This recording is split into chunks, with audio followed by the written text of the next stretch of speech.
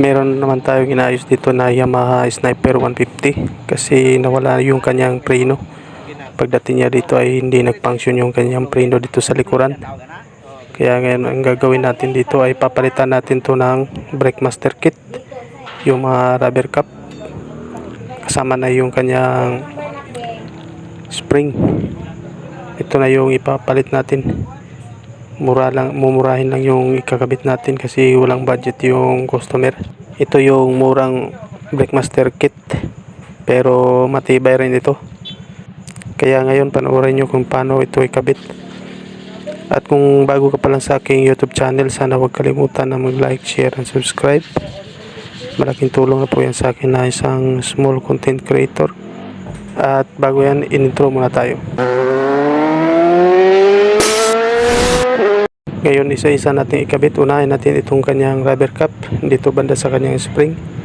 At hindi ko na ginamit yung spring na bago, yung stock na spring lang yung ginamit ko dito.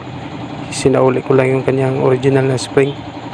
At yung spring na bago kasama na doon sa kanyang murang brake master kit ay hindi ko ikinabit. Itong original na spring lang yung ginamit ko dito. Yan, ay kabit ko na yung rubber cap dito sa loob. Kasama na yung kanyang spring. At ito na yung kanyang piston at yung kanyang rubber cap kasama na rin. Yan, ikabit na natin.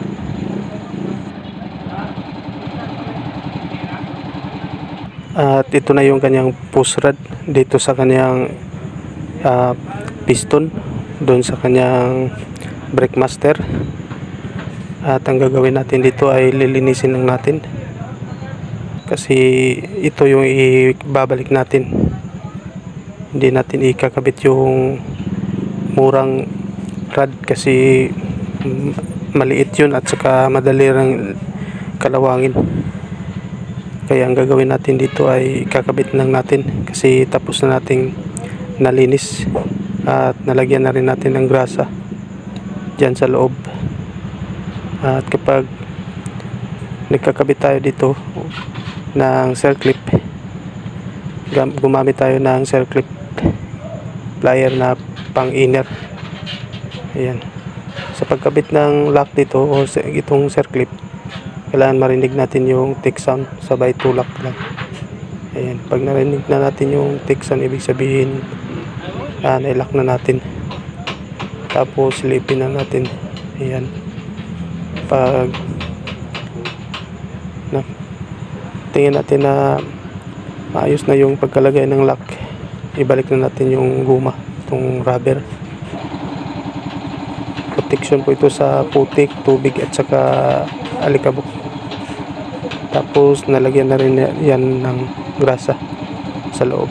Kailangan nating lagyan ng grasa dito sa loob ng kanyang guma para tumagal pa yung kanyang brake master at saka hindi siya kalawangin kaagad, at para magiging matibay yung kanyang brake master para hindi madaling mapasukan ng tubig at saka putik o buhangin kasi meron siyang grasa sa loob ng kanyang guma. Ayan, naisabit na natin yung kanyang rod dito sa kanyang brake pedal. Ayan, tapos nailagyan ko na rin ng pin. At ngayon ilagyan na natin ng mga tornilyo. Ibalik lang natin yung kanyang washer dito sa kanyang rod at saka yung kanyang lock, yung pin na maliit. Ito na yung pin. Tapos yung kanyang allen bolt, yung dalawang allen bolt. Ito na yung kanyang lock na parang alambre na maliit. Ngayon ikabit na natin, tapos balikuin lang natin yung dulo. Yan, i-bend lang natin para hindi siya malaglag yung kanyang pin lock na maliit. Kasi importante talaga na maikabit natin ng maayos itong kanyang maliit na pin lock kasi buhay po ang nakasalalay dito. Kasi kapag nalaglag yan at natanggal yung kanyang pin, matatanggal rin yung kanyang rod dito sa kanyang pedal. At pagkatapos ay hindi na magpapangsyon ng maayos yung kanyang brake. At ngayon magbe-bleeding po tayo. Yan, kung nakikita nyo, inaapakan ko yung brake pedal tapos hindi mapahinto yung kanyang gulong. Sa pagbe-bleeding po nito ay una kong i-bleed dito sa kanyang brake master mismo, dito sa kanyang dulo, dito sa tornilyo na 12mm na tornilyo dito sa kanyang brake master. Tapos pag natapos ko ng na-bleed, dito naman sa kanyang caliper, itong maliit na bleeder. Ang ginagawa ko dito ay niluwagan ko lang siya, yung kanyang bleeder dito sa kanyang caliper. Tapos hinayaan ko lang siya na tumagas yung kanyang fluid at lumabas yung kanyang mga bubbles. At pagkatapos, kapag nawala na yung kanyang bubbles, ay isasara ko na siya, yung kanyang bleeder. Tapos dinadagdagan ko yung kanyang fluid dito sa kanyang fluid container, kasi importante talaga na monitor natin yung fluid dito sa kanyang fluid container. Di natin pwedeng paubusan ng fluid kasi papasok yung hangin, tapos matatagalan tayo sa pagbe-bleeding kasi back to zero tayo niyan pag pumasok ulit yung hangin. Kaya kailangan talaga na i-monitor yung kanyang fluid level dito sa kanyang fluid container. Huwag nating hayaang maubusan ng fluid at iwasan natin na maubusan ng fluid yung kanyang fluid container. At pagkatapos ay i-bleeding natin dito sa kanyang bleeder, dito sa kanyang caliper. Tapos siguraduhin natin na mahigpit na yung tornilyo dito sa kanyang dulo ng kanyang brake master. Ayan, mahigpit na. Tapos i-bleeding na natin dito sa kanyang bleeder, dito sa kanyang caliper. Ayan, sa pag-bleeding dito ay apakan lang natin yung kanyang brake pedal. Tapos dyan tinanggal ko yung kanyang bleeder.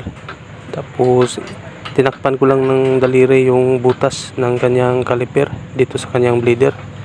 Tapos inapak-apakan ko hanggang sa humigop siya ng fluid dito.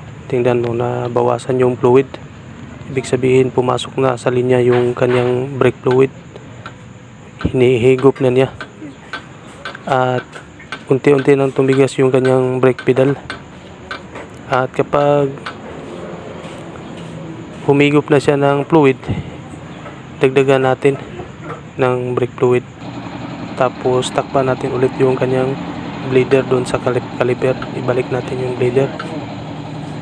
Ayan, kanina pag inapakan natin yung pedal at tinikot natin yung gulong, hindi siya hihinto. Ayun, humihinto na siya.